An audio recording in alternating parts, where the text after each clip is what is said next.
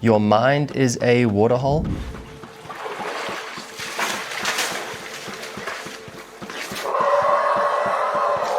I know it sounds strange, but this is just one of 3 extremely simple lessons I learned on how to immediately live a happier life. And I learned these by sitting in an underground hide, spying on wildlife for 3 days.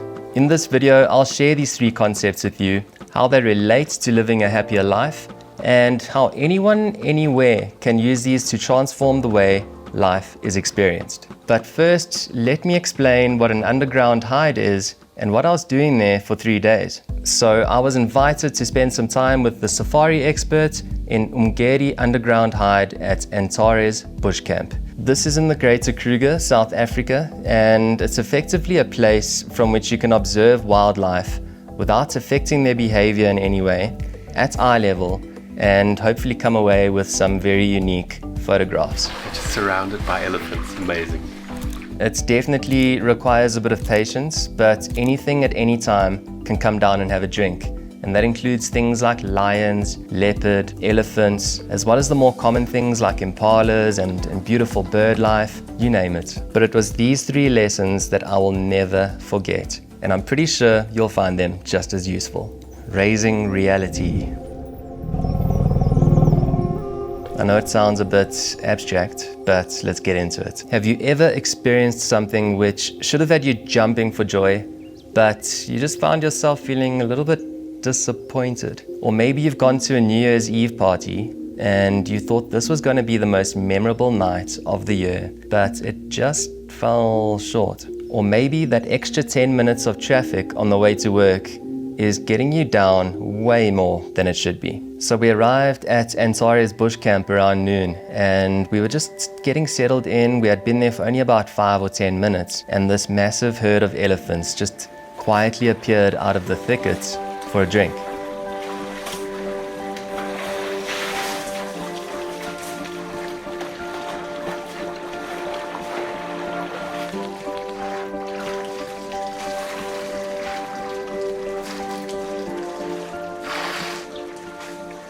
The joy and excitement in a moment like this is unreal.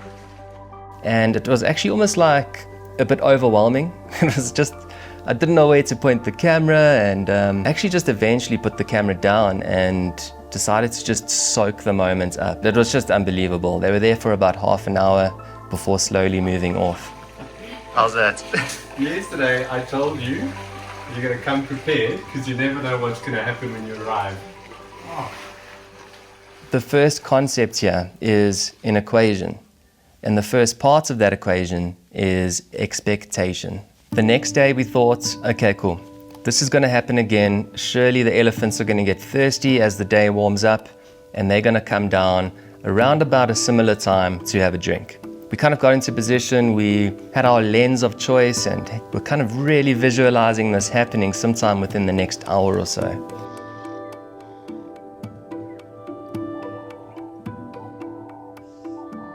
They never arrived. A few hours had passed by, and to be honest, I was becoming a little bit despondent before realizing that my expectation for something very specific happening had me completely distracted from everything that was happening right in front of me. Reality. And that's the second part of this equation. Massive herds of impalas were constantly around the water, interacting with each other, having a drink. The rams were chasing the females around. There was colorful bird life arriving and leaving in waves. And in between all of this, we struck up some interesting conversations. So the full equation goes like this.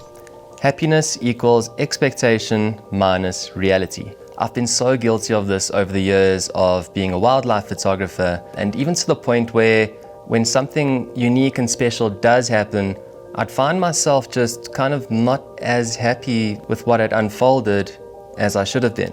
So if your expectations are fairly high and reality falls a bit short of that, you can kind of take the difference and work out where your happiness will end up being, somewhere down here. But the solution is probably not what you think it is. You might be thinking, okay, well, just lower your expectations, right? Nope. Trying to hack that equation by expecting really poor outcomes and I guess trying to protect yourself at the same time automatically puts yourself in a lower vibration before anything has even taken place. So that cannot be the solution. There is a much easier way of dealing with this. Yes, you should have a positive outlook and visualize and hope for the best. But the key there is to remember that if that preferred outcome does not happen, it's going to be okay. And that's generally what the ego will try trick us into believing. That if something does not happen or something does happen in the future, it's going to be terrible and it's going to be the end of the world. That's kind of what anxiety is. But the real solution to this, in my opinion, is to kind of flip this around and raise the level of reality. And we do this by being present.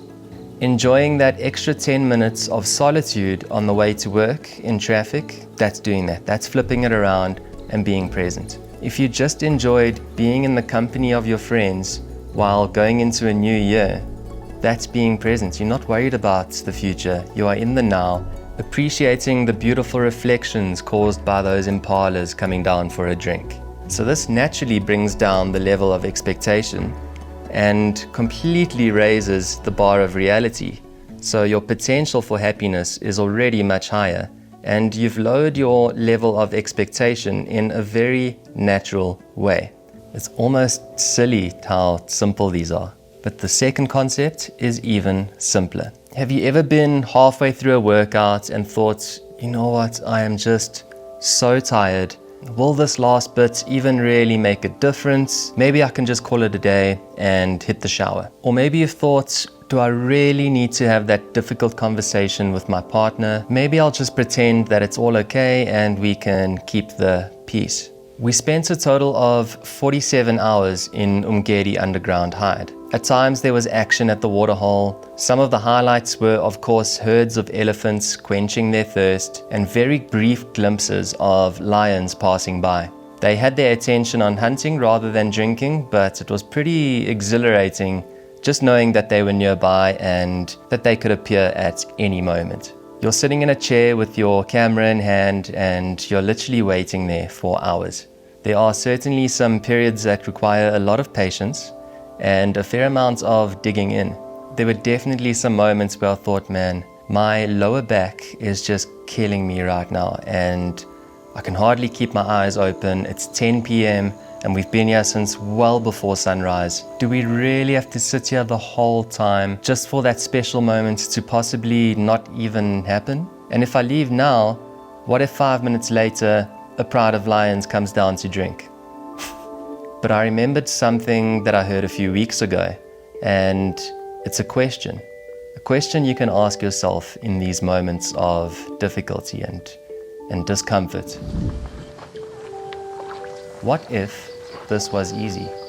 If that workout was easy, you wouldn't reap those benefits physically and mentally over time. You wouldn't have that same respect and trust in yourself that you can complete something even though it's unpleasant. If that difficult conversation with your partner was easy, maybe it wouldn't really mean much to have in the first place, and it wouldn't have that same desired outcome of improving the relationship.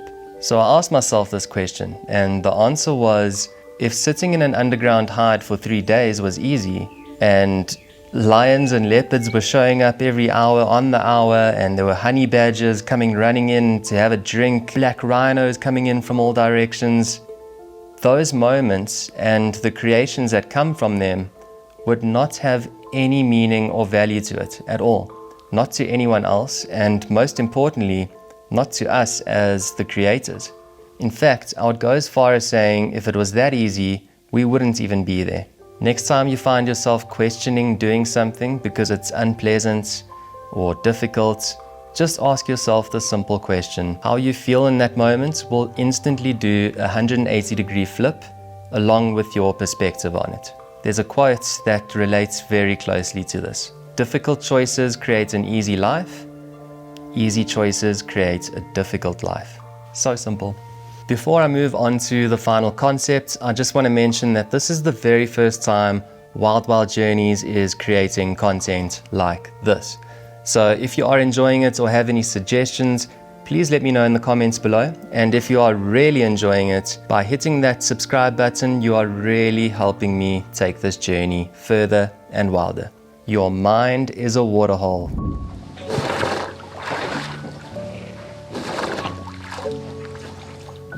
I know it's weird. It's well known now that practicing meditation and mindfulness can lead to a greater sense of inner peace, but I know for sure that some of us might struggle to sit down for a period of time, especially with nothing to contend with but our own thoughts. This third and final concept can be tried anywhere, at any time by anyone, and you certainly do not need to be underneath an elephant in the African savannah for it to work. Along with a few moments of discomfort at Umgede Hide, there were many moments of peace and tranquility.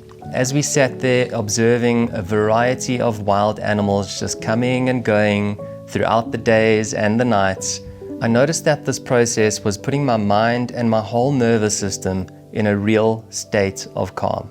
So if you struggle with sitting still for a period of time, or find the idea of meditation a little bit scary in any way, picture this. Imagine your mind is a waterhole and the animals are your thoughts. They seem to appear out of nowhere to have a drink before disappearing again. Some stay longer than others, and some don't even make it to the water's edge. Some are heavy, some are light. Some arrive in large groups, and some are solitary and quiet. Some even come back multiple times. All you are doing is observing and acknowledging these thoughts without any judgment or attachment to them.